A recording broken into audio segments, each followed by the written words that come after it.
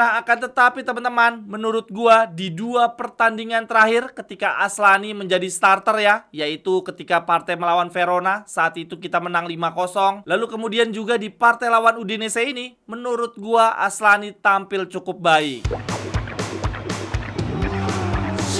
Cerewetan ceking kita, nyerewetin apa aja. Teman-teman yang sedang kalian saksikan saat ini adalah Cerewetin Inter. Apa kabar teman-teman semua? Semoga dalam keadaan sehat, selamat berakhir pekan. Tim kesayangan kita kembali melanjutkan tren kemenangan ya. Tetapi kali ini dari ajang yang berbeda, ajang kesukaannya Inzaghi, yaitu Coppa Italia alias Piala Ciki. Tim kesayangan kita berhasil menundukkan Udinese 2 gol tanpa balas di babak 16 besar dengan menggunakan nyaris seluruh pemain pelapisnya. Untuk susunan line up teman-teman, di bawah Mistar akhirnya ada debut dari Josep Martinez. Kemudian untuk trio lini belakang, Inzaghi cuma bisa mengistirahatkan Stefan de Vrij dan belum memberikan kesempatan Palacios bermain sejak menit pertama. Selebihnya yang dipasang ya untuk posisi pemain belakang kita adalah pemain yang memang tersisa saat ini, yaitu Darmian sebagai center back kanan, kemudian Jan Bisek tampil sangat solid sebagai center back tengah, dan Bastoni di sebelah kiri. Untuk lini belakang kita tidak bisa menyebutnya sebagai rotasi ya, karena memang yang tersedia, yang tersisa cuma pemain-pemain ini. Sedangkan untuk posisi gelandang teman-teman, wah ini baru kita bisa menyebutnya sebagai rotasi ya. Yang dipasang di partai lawan Udinese adalah Buchanan, Fratesi, Aslani, Zelinski, kemudian Augusto di sebelah kiri. Lalu kemudian untuk lini depan, ini juga duet pelapis kita ya, yaitu Taremi dan Arnautovic yang dipasang sejak menit pertama. Nah kemudian yang banyak menjadi pertanyaan teman-teman, ini kenapa Inzaghi di babak kedua lebih memilih menurunkan Lautaro ketimbang Korea? Ini akhirnya ada jawabannya ya. Setelah selesai pertandingan di sesi konferensi pers, Inzaghi menjelaskan bahwa Korea mengalami cedera ringan saat persiapan melawan Udinese, sehingga Inzaghi tidak mau mengambil risiko dan akhirnya lebih memilih menurunkan Lautaro Martinez. Lalu untuk line up Udinese teman-teman, mereka juga melakukan beberapa rotasi ya, tetapi tetap memainkan beberapa pemain intinya. Untuk posisi kiper, Udinese sangat berani ya, menurunkan kiper pelapisnya yaitu Edoardo Piana, kiper berusia 21 tahun asal Italia, yang merupakan jebolan Akademi Primavera dari Udinese. Lalu kemudian di posisi back tetap ada kapten kesebelasan mereka ya, yang sedang diincar oleh Inter, yaitu Jaka Biol. Lalu kemudian ada si raksasa juga, Torue, yang dimainkan sejak menit pertama. Kedua pemain ini dapat dikatakan adalah pemain pilar lini belakang Udinese di musim ini. Lalu kemudian di lini tengah di formasi 3-5-2, Udinese tetap menurunkan 3 pemain pilarnya, yaitu Ekelankam, Karstom, dan juga Kamara di wingback kiri. Sedangkan untuk lini depan, ini ada kejutan ya, Udinese menurunkan Alexis Sanchez untuk menemani Luka. Sebagai informasi aja teman-teman, pertandingan hari Jumat dini hari yang lalu adalah debut Alexis Sanchez bersama Udinese. Dia memang sudah bergabung sejak awal musim, tetapi kemudian langsung cedera panjang, baru bisa bermain lagi di bulan Desember ini. Untung aja ya teman-teman, kita tidak memperpanjang kontrak dari Alexis Sanchez. Untuk jalannya pertandingan, di awal-awal menit babak pertama sempat syok, Udinese ngebut banget. Pertandingan baru berjalan 2 menit, tendangan Ekelankam ya dari luar kotak penalti tipis saja melebar dari gawang Inter. Ini membuat jersey Josep Martinez seketika ya kotor lebih awal. Mengingat di pertandingan kemarin, pertandingan berjalan di bawah guyuran hujan yang sangat deras. Hal inilah yang membuat Inter banyak bermain dengan bola-bola long ball direct langsung ke depan. Akan tetapi teman-teman, setelah peluang emas tersebut, Udinese tidak membuat peluang apa-apa lagi, membuat Josep Martinez cuma santai saja di bawah Mistar. Dan Inter sendiri akhirnya mampu mencetak gol pembuka di menit 29. Ini berawal dari Ekelankam salah umpan. Back pass dia justru lebih dekat ke arah Taremi. Lalu kemudian Taremi giring bola mendekati kotak penalti.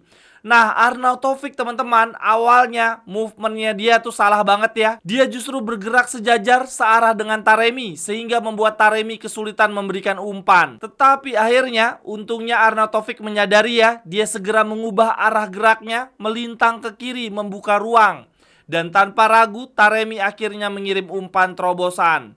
Arnautovic tanpa kontrol bola langsung shoot keras kaki kiri yang membuat harga dia bisa naik nih di bulan Januari nanti. Lalu kemudian gol kedua Inter lahir dengan sangat cantik teman-teman, dari corner tanpa menyentuh satu pemain pun, alias tendangan pisang ya, melengkung. Gol ini disebut juga sebagai Olympic goal. Gol Aslani ini teman-teman disebut juga dengan Olympic goal ya, karena kejadian untuk pertama kalinya di sepak bola, gol dari sepak pojok itu terjadinya di Olimpiade 1924 oleh pemain Uruguay namanya Cesario Onzari ketika melawan Argentina. Nah, setelah itu gol-gol yang lahir dari sepak pojok ya secara langsung tanpa mengenai satu pemain pun disebut sebagai Olympic goal. Nah, teman-teman, sebetulnya gol Aslani ini bisa dikatakan memanfaatkan fokus para pemain yang mulai mengendur ya, karena tepat sebelum corner ini dieksekusi, pertandingan sempat berhenti beberapa saat ya, karena saat itu ada insiden ya, penonton yang berada tepat di belakang gawang Udinese sepertinya mengalami kolaps nih, mengalami cedera parah yang membutuhkan pertolongan medis sesegera mungkin. Sehingga teman-teman, pertandingan sempat terhenti cukup lama ya, yang tentu saja pasti merusak fokus para pemain. Namun teman-teman, untuk momen ini respect banget untuk dua kapten kita ya. Yang pertama adalah Kapten Bastoni, karena memang di pertandingan ini yang menjadi kapten adalah Bastoni. Dialah yang pertama kali membuat gestur agar pertandingan berhenti dulu ya, supaya tim medis bisa fokus memberikan pertolongan pertama. Lalu kemudian respect yang kedua gue berikan juga kepada Lautaro Martinez ya, yang langsung beranjak dari bangku cadangan menghampiri arah tribun penonton untuk memastikan tim medis bergerak cepat menolong penonton tersebut. Lalu kemudian di babak pertama Inter juga ada peluang emas dari Augusto teman-teman di menit 35. Ini berawal dari umpan long ball Arnautovic, jatuh tepat di Augusto yang berlari menusuk ke arah kotak penalti.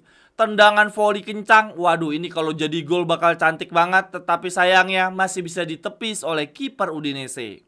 Dan akhirnya babak pertama berakhir 2-0. Lalu kemudian di babak kedua teman-teman, secara mengejutkan Udinese menarik keluar dua pilarnya ya, yaitu Jaka Biol dan Alexis Sanchez yang memang tampil buruk di babak pertama. Nah, saat itu gue merasa bahwa Udinese kayaknya udah nyerah nih, sudah melepas pertandingan melawan Inter. Akan tetapi ternyata dugaan gue salah teman-teman. Di awal-awal babak kedua, Udinese sempat berusaha menguasai jalannya pertandingan, lebih menekan Inter.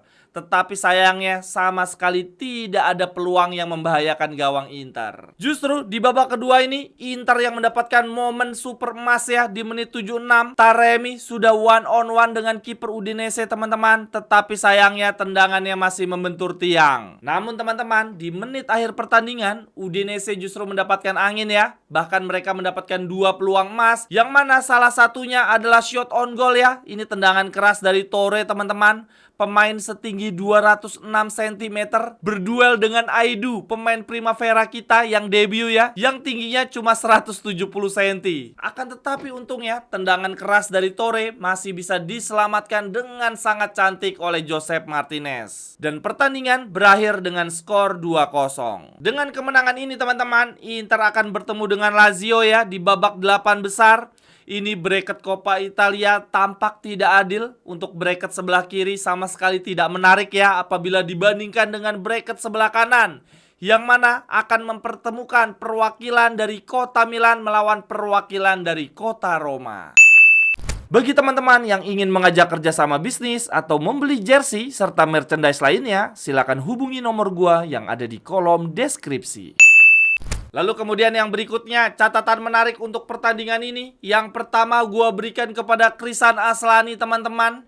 Total di musim ini dia sudah bermain 404 menit. Dan sebagian besar penampilan Aslani di musim ini membuat para fans marah-marah ya. Di beberapa momen Aslani kerap melakukan tindakan-tindakan ceroboh yang membahayakan gawang sendiri. Dan di beberapa momen lainnya Aslani kerap tampil dengan kreativitas yang buntu ya. Sehingga ketika dia dipasang di posisi regista, Inter kesulitan membuat peluang. Nah, akan tetapi teman-teman, menurut gua di 2 pertandingan terakhir ketika Aslani menjadi starter ya, yaitu ketika partai melawan Verona, saat itu kita menang 5-0. Lalu kemudian juga di partai lawan Udinese ini, menurut gua Aslani tampil cukup baik. Termasuk ketika Aslani dimainkan di pertandingan lawan Lazio ya beberapa hari yang lalu, saat itu dia masuk di babak kedua menggantikan Calhanoglu. Menurut gua di beberapa pertandingan terakhir Aslani mulai tampil baik.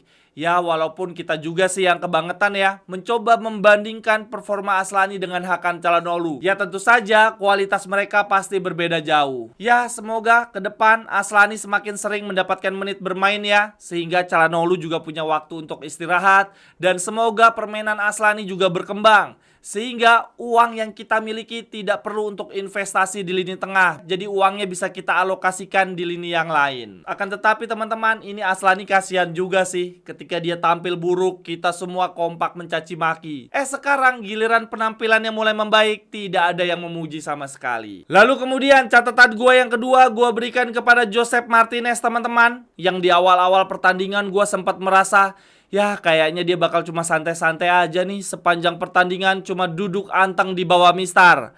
Akan tetapi berhubung di menit-menit akhir pertandingan Udinese dapat 2 peluang emas dan dia membuat penyelamatan super gemilang ya dari shoot keras kaki kiri Torue. Nah dengan ini teman-teman, gue bisa mengatakan bahwa debut dari Josep Martinez berjalan dengan baik ya. Terlebih di pertandingan ini dia juga clean sheet.